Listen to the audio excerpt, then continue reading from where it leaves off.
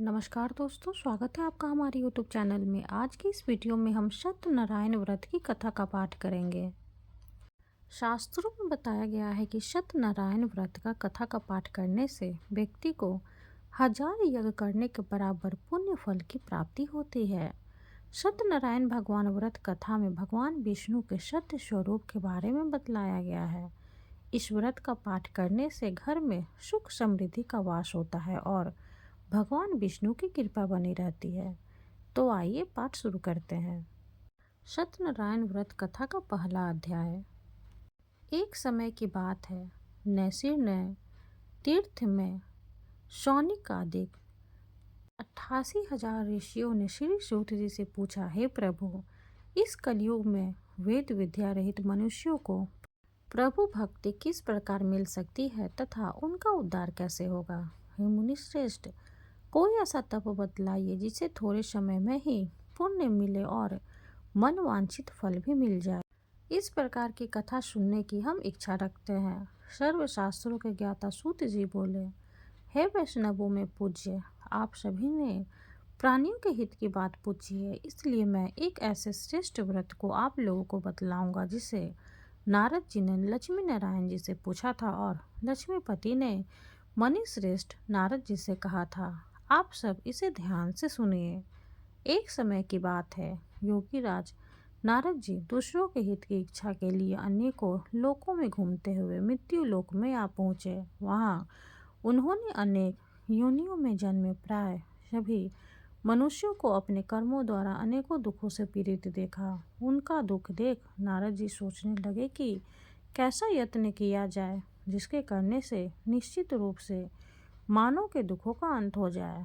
इसी विचार पर मनन करते हुए वह विष्णु लोक में गए। वहाँ वह देवों के ईश नारायण की स्तुति करने लगे, जिनके हाथों में शंख, चक्र, गदा और पद थे, गले में वरमाला पहने हुए थे। स्तुति करते हुए नारद जी बोले, हे भगवान, आप अत्यंत शक्ति से संपन्न हैं। मन तथा वाणी भी आपको नहीं पा सकती। आपका यदि मध्य तथा अंत नहीं है, निर्गुण स्वरूप दृष्टि के कारण भक्तों के दुख को दूर करने वाले हैं। आपको मेरा नमस्कार है। नारद जी की स्तुति सुन विष्णु भगवान बोले, हे मुनिश्रेष्ठ, आपके मन में क्या बात है? आप किस काम के लिए पधारे हैं, उसे निसंकोच कहो। इस पर नारद मुनि बोले कि मृत्यु लोक में अनेक योनियों में जन्मे पुरुष अपने कर्मों के द्वारा अनेकों दुख से दुखी हो रहे हैं। हे नाथ, आप मुझ पर दया रखते हैं तो बताइए कि वो मनुष्य थोड़े प्रयास से ही अपने दुखों से कैसे छुटकारा पा सकते हैं। श्री हरि बोले, हे नारद, मनुष्य की भलाई के लिए तुमने बहुत अच्छी बात पूछी है। जिसके करने से मनुष्य मुंह से छूट जाता है, वो बात मैं कहता हूँ, उसे सुनो। स्वर्ग लोक और मृत्यु लोक दोनों में एक दुर्लभ उत्तम व्रत है जो पुण्य देने वाला है। आज प्रेम वश होकर मैं उसे तुमसे कहता हूँ। श्री सत्यनारायण भगवान का यह व्रत अच्छी तरह विधान पूर्वक करके मनुष्य तुरंत ही यहाँ सुख भोग कर मरने पर मोक्ष पाता है। श्री हरि के वचन सुन नारद जी बोले कि उस व्रत का फल क्या है और उसका विधान क्या है। यह व्रत किसने किया था, इस व्रत को किस दिन करना चाहिए, सभी कुछ विस्तार से बताएं। नारद की बात सुनकर श्री हरि बोले, दुख व शोक को दूर करने वाला, यह सभी स्थानों पर विजय दिलाने वाला है। मानव को भक्ति व श्रद्धा के साथ शाम को श्री सत्यनारायण की पूजा धर्मपरायण होकर ब्राह्मणों व बंधुओं के साथ करनी चाहिए। भक्ति भाव से ही नैवेद्य, केले का फल, घी, दूध और गेहूं का आटा सवा या ले। गेहूं के स्थान पर साठी का आटा, शक्कर तथा गुड़ लेकर वह सभी भक्षण योग्य पदार्थों को मिलाकर भगवान का भोग लगाएं। ब्राह्मणों सहित बंधु बांधवों को भी भोजन कराएं। उसके बाद स्वयं भोजन करें। भजन कीर्तन के साथ भगवान की भक्ति में लीन हो जाएंगे। इस तरह से सत्यनारायण भगवान का यह व्रत करने पर मनुष्य की सारी इच्छाएं निश्चित रूप से पूरी होती है। इस कलिकाल अर्थात कल युग में मृत्यु लोक में मोक्ष का यही एक सरल उपाय बताया गया है। श्री सत्यनारायण व्रत कथा का पहला अध्याय संपूर्ण हुआ। बोलिए श्री सत्यनारायण भगवान की जय। सत्यनारायण भगवान की व्रत कथा का दूसरा अध्याय। सूत जी बोले, हे ऋषियों, जिसने पहले समय में इस व्रत को किया था उसका इतिहास कहता हूँ, ध्यान से सुनो। सुंदर काशीपुरी नगरी में एक अत्यंत निर्धन ब्राह्मण रहता था। भूख प्यास से परेशान वह धरती पर घूमता रहता था।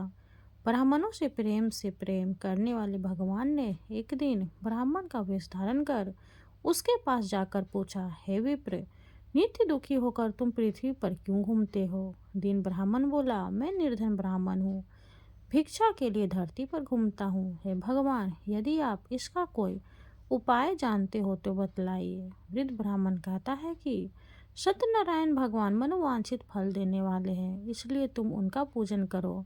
इसे करने से मनुष्य सभी दुखों से मुक्त हो जाता है। वृद्ध ब्राह्मण बनकर आए सत्यनारायण भगवान उस निर्धन ब्राह्मण को व्रत का सारा विधान बताकर अंतर्धान हो गए। ब्राह्मण मन ही मन सोचने लगा कि जिस व्रत को वृद्ध ब्राह्मण करने को कहा गया, मैं उसे जरूर करूँगा। यह निश्चय करने के बाद उसे रात में नींद नहीं आई। वह सवेरे उठकर सत्यनारायण भगवान के व्रत का निश्चय कर भिक्षा के लिए चला गया। उस दिन निर्धन ब्राह्मण को भिक्षा में बहुत धन मिला, जिससे उसने बंधु बांधवों के साथ मिलकर श्री सत्यनारायण भगवान का व्रत संपन्न किया। भगवान सत्यनारायण का व्रत संपन्न करने के बाद वह निर्धन ब्राह्मण सभी दुखों से छूट गया और अनेक प्रकार की संपत्तियों से युक्त हो गया।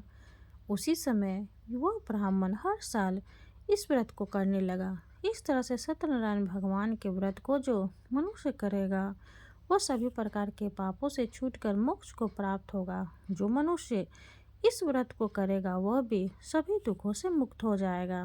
सूत जी बोले कि इस तरह से नारद जी ने नारायण जी का कहा हुआ श्री सत्यनारायण व्रत को मैंने तुमसे कहा। हे विप्रो, मैं अब और क्या कहूँ? ऋषि बोले, हे मुनिवर, संसार में उस विप्र को सुनकर और किस किस ने इस व्रत को किया, हम सब इस बात को सुनना चाहते हैं, इसके लिए हमारे मन में श्रद्धा का भाव है। सूत जी बोले, हे मुनियों, जिसने इस व्रत को किया वे सब सुनो। एक समय वही विप्र धन व ऐश्वर्य के अनुसार अपने बंधु बांधवों के साथ इस व्रत को करने को तैयार हुआ। उसी समय एक लकड़ी बेचने वाला बूढ़ा आदमी आया और लकड़ियां बाहर रखकर अंधा ब्राह्मण के घर में गया। प्यास से दुखी व लकड़हारा उनको व्रत करते देख विप्र को नमस्कार कर पूछने लगा कि आप यह क्या कर रहे हैं? तो उन्होंने बताया कि व्रत कर रहा हूँ तथा इससे करने से क्या फल मिलेगा, कृपया मुझे भी बतलाइए। ब्राह्मण ने कहा कि सब मनोकामनाओं को पूरा करने वाला यह सत्यनारायण भगवान का व्रत है। इनकी कृपा से ही मेरे घर में धन धान्य आदि की वृद्धि हुई है। विप्र ने सत्यनारायण व्रत या के बारे में जानकर लकड़हारा बहुत प्रसन्न हुआ। जनामृत लेकर वह प्रसाद खाने के बाद वह अपने घर गया। लकड़हारे ने अपने मन में संकल्प किया कि आज लकड़ी बेचने से जो धन मिलेगा उसी से श्री सत्यनारायण भगवान का उत्तम व्रत करूंगा। मन में इस विचार को ले बूढ़ा आदमी सिर पर लकड़ियां रख उस नगर में बेचने गया जहां धनी लोग ज्यादा रहते थे। उस नगर में उसे अपनी लकड़ियों का दाम पहले से 4 गुना अधिक मिलता है। बूढ़ा प्रसन्नता के साथ दाम लेकर केले, शक्कर, घी, दूध, दही और गेहूं का आटा ले और सत्यनारायण भगवान के व्रत की अन्य सामग्रियां लेकर अपने घर गया। वहां उसने अपने बंधु बांधवों को बुलाकर विधि विधान से सत्यनारायण भगवान का पूजन और व्रत किया।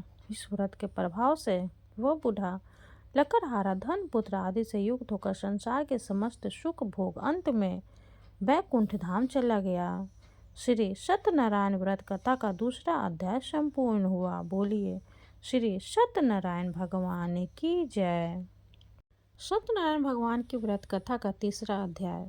सूत जी बोले, हे श्रेष्ठ मुनियों, अब आगे की कथा कहता हूँ। पहले समय में उल्कामुख नाम का एक बुद्धिमान राजा था। वह सत्य वक्त और जितेंद्रिय था। प्रतिदिन देव स्थानों पर जाता और निर्धनों को धन देकर उनके कष्ट दूर करता था। उसकी पत्नी कमल के समान मुखी वाली तथा सती साध्वी थी। भद्रशील नदी के तट पर उन दोनों ने श्री सत्यनारायण भगवान का व्रत किया। उसी समय साधु नाम का एक वैश्य आया। उसके पास व्यापार करने के लिए बहुत सा धन भी था। राजा को व्रत करते देखकर वह विनय के साथ पूछने लगा, हे राजन, भक्ति भाव से पूर्ण होकर आप यह क्या कर रहे हैं? मैं सुनने की इच्छा रखता हूँ, तो आप मुझे बताएं। राजा बोला, है साधु, अपने बांधुओं के साथ पुत्र आदि की प्राप्ति के लिए एक महाशक्तिमान श्री सत्यनारायण भगवान का व्रत व पूजन कर रहा हूँ। राजा के वचन सुन साधु आदर से बोला, है राजन, मुझे इस व्रत का सारा विधान कहिए। आपके कथा अनुसार मैं भी इस व्रत को करूँगा। मेरी भी संतान नहीं है और इस व्रत को करने से निश्चित रूप से मुझे संतान की प्राप्ति होगी। राजा से व्रत का सारा विधान सुन व्यापार से निवृत्त हो वह अपने घर गया। साधु वैश्य ने अपनी पत्नी को संतान देने वाले इस व्रत का वर्णन कर सुनाया और कहा कि जब मेरी संतान होगी तब मैं इस व्रत को करूँगा।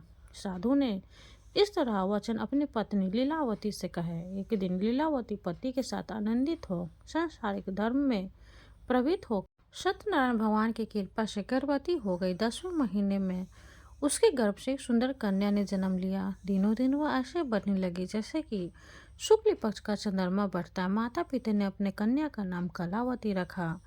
एक दिन लीलावती ने मीठे शब्दों में अपने पति को याद दिलाया कि आपने सत्यनारायण भगवान के जिस व्रत को करने का संकल्प किया था उसे करने का समय आ गया है।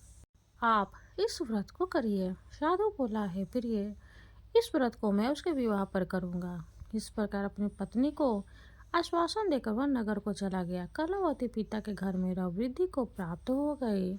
साधु ने एक बार नगर में अपनी कन्या को सखियों के साथ देखा तो तुरंत ही दूत को बुलाया और कहा कि मेरी कन्या के योग्य वर देख कर आओ। साधु की बात सुनकर दूत कंचन नगर में पहुंचा और वहां देखभाल कर लड़की के सुयोग वानिक पुत्र को ले आया। सुयोग लड़के को देख साधु ने बंधु बांधवों को बुलाकर अपनी पुत्री का विवाह कर दिया। लेकिन दुर्भाग्य की बात यह है कि साधु ने अभी भी श्री सत्यनारायण भगवान का व्रत नहीं किया। इस पर श्री भगवान क्रोधित हो गए और श्राप दिया कि साधु को अत्यधिक दुख मिले। अपने कार्य में कुशल साधु बनिया जमाई को लेकर समुद्र के पास स्थित होकर रत्नाशापुर नगर में गया। वहां जाकर दामाद ससुर दोनों मिलकर चंद्रकेतु राजा के नगर में व्यापार करने लगे। एक दिन भगवान सत्यनारायण की माया से एक चोर राजा का धन चुराकर भाग रहा था। उसने राजा के सिपाहियों को अपना पीछा करते देख चुराया हुआ धन वहां रख दिया जहां साधु अपनी जमाई के साथ ठहरा हुआ था। राजा के सिपाहियों ने साधु वैश्य के पास राजा का धन पड़ा देखा तो वह ससुर जमाई दोनों को बांधकर प्रसन्नता से राजा के पास ले गए और कहा कि उन दोनों चोरों को हमने पकड़ लाया है, आप आगे की कार्रवाई की आज्ञा दें। राजा की आज्ञा से उन दोनों को कठिन कारावास में डाल दिया गया और उनका सारा धन भी उनसे छीन लिया गया। श्री सत्यनारायण भगवान से श्राप से साधु की पत्नी भी बहुत दुखी हुई। घर में जो धन रखा था उसे चोर चुरा ले गए। शारीरिक तथा मानसिक पीड़ा व भूख प्यास से अति दुखी हो अन्न की चिंता में कलावती के ब्राह्मण के घर गई। वहां उसने श्री सत्यनारायण भगवान का व्रत होते देखा। फिर कथा भी सुनी। वह प्रसाद ग्रहण कर वह रात को घर वापस आई। माता के कलावती से पूछा कि हे पुत्री, अब तक तुम कहाँ थी? तेरे मन में क्या है? कलावती ने अपनी माता से कहा, है माता, मैंने एक ब्राह्मण के घर में श्री सत्यनारायण भगवान का व्रत देखा है। कन्या का वचन सुन लीलावती भगवान के पूजन की तैयारी करने लगी। लीलावती ने परिवार व बंधुओं सहित श्री सत्यनारायण भगवान का पूजन किया और उनसे वर मांगा कि मेरे पति तथा जमाई शीघ्र घर आ जाए। साथ ही यह भी प्रार्थना की कि हम सबका अपराध क्षमा करें।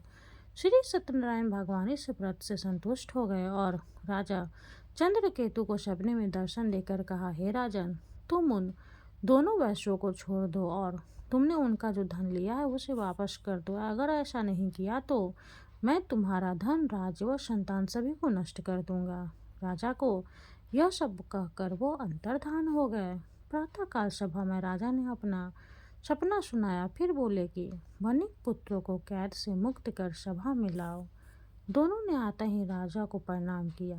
राजा मीठी वाणी में बोला, हे महानुभाव, भाग्यवश ऐसा कठिन दुख तुम्हें प्राप्त हुआ है, लेकिन अब तुम्हें कोई भय नहीं है। ऐसा कर राजा ने उन दोनों को नए वस्त्र आभूषण भी पहनाए और जितना धन उनका लिया था उससे दोगुना धन वापस कर दिया। दोनों वैश्य अपने घर को चल दिए।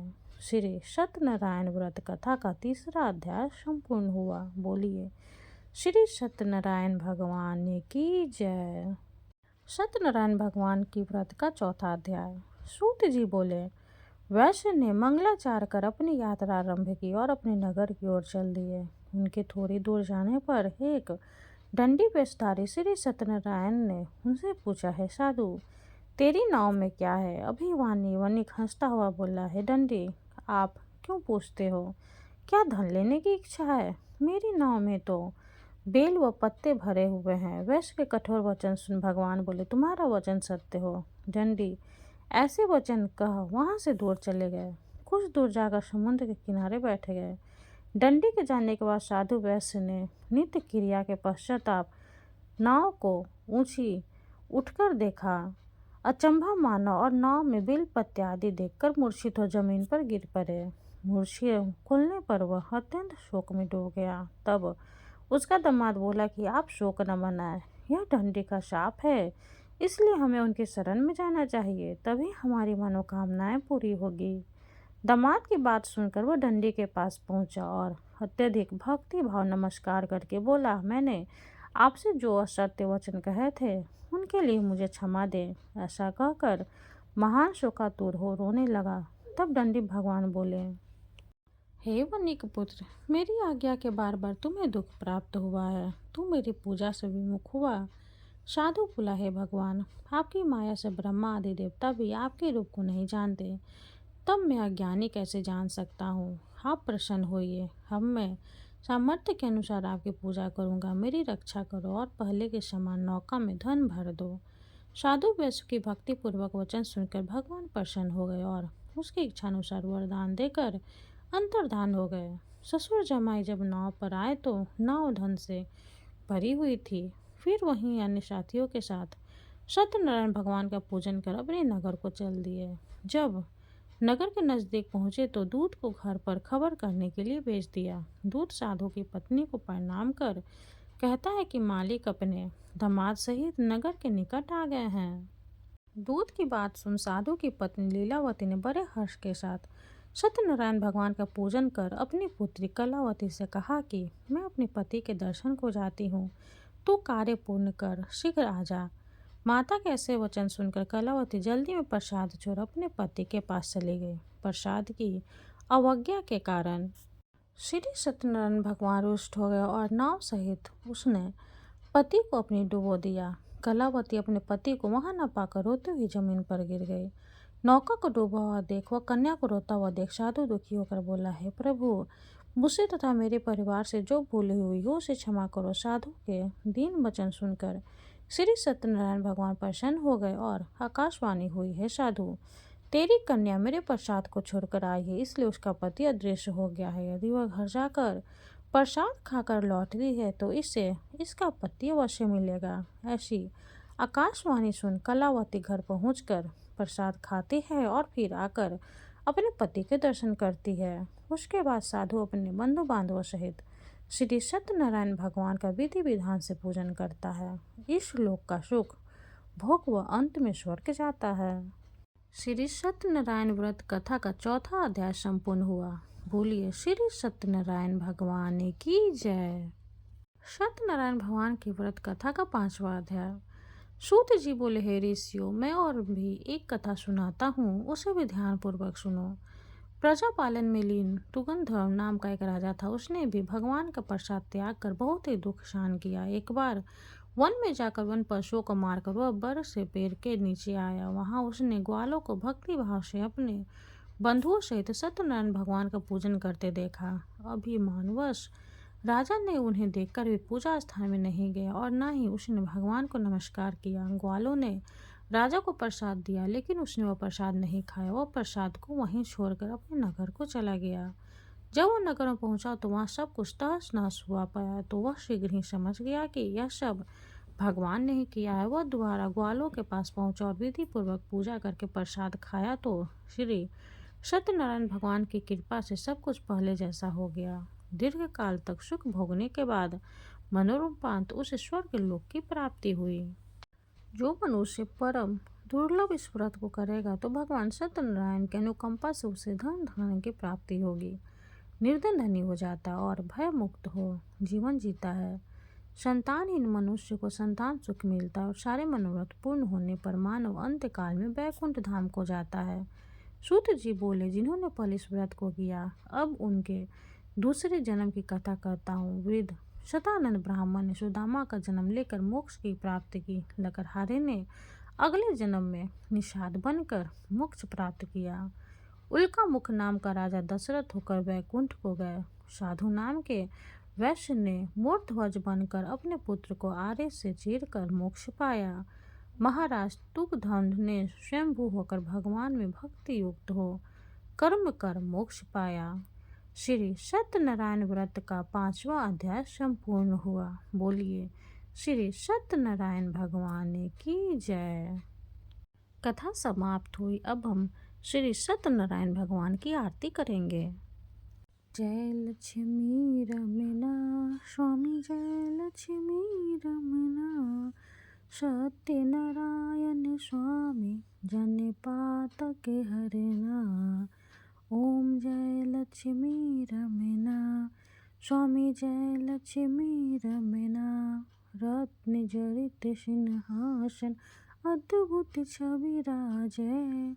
नारद करते निराजन, घंटा ध्वनि बाजे। ओम जय लक्ष्मी रमना स्वामी, जय लक्ष्मी रमना। प्रकट भये कलि कारण, द्विज को दर्शन दियो। बूढ़ा ब्राह्मण बनकर कंचन महल कियो। ओम जय लक्ष्मी रमना स्वामी, जय लक्ष्मी रमना। दुर्बल भील कठारो, जिन पर कृपा करी। चंद्रचूड़ एक राजा, तिनकी विपत्ति हरी। ओम जय लक्ष्मी रमना स्वामी, जय लक्ष्मी रमना। वैसे मनोरथ पायो, श्रद्धा तज नहीं। सुफल भोयो प्रभु जी, फिर स्तुति की नहीं। ओम जय लक्ष्मी रमना स्वामी, जय लक्ष्मी रमना। भाव भक्ति के कारण, छिन छिन रूप धर्यो। श्रद्धा धारण किन्हीं, तिनको काज सरियो। ओम जय लक्ष्मी रमना स्वामी, जय लक्ष्मी रमना। ग्वाल बाल संग राजा, वन में भक्ति करी। मन वांछित फल दीन्हो, दीन दयाल हरि। ओम जय लक्ष्मी रमना स्वामी, जय लक्ष्मी रमना। चढ़त प्रसाद सवायो, कदली फल मेवा। धूप दीप तुलसी से, राजे शत देवा। ओम जय लक्ष्मी रमना स्वामी, जय लक्ष्मी रमना। श्री सत्यनारायण जी की आरती, जो कोई नर गावे। रिद्धि सिद्धि सुख संपत्ति, सहज रूप पावे। जय लक्ष्मी रमना स्वामी, जय लक्ष्मी रमना। सत्यनारायण स्वामी, जन पातक हरना। ओम जय लक्ष्मी रमना स्वामी, जय लक्ष्मी रमना। श्री सत्यनारायण भगवान की जय हो। वीडियो अगर अच्छी लगे तो लाइक कर दे, चैनल को सब्सक्राइब कर दे। धन्यवाद।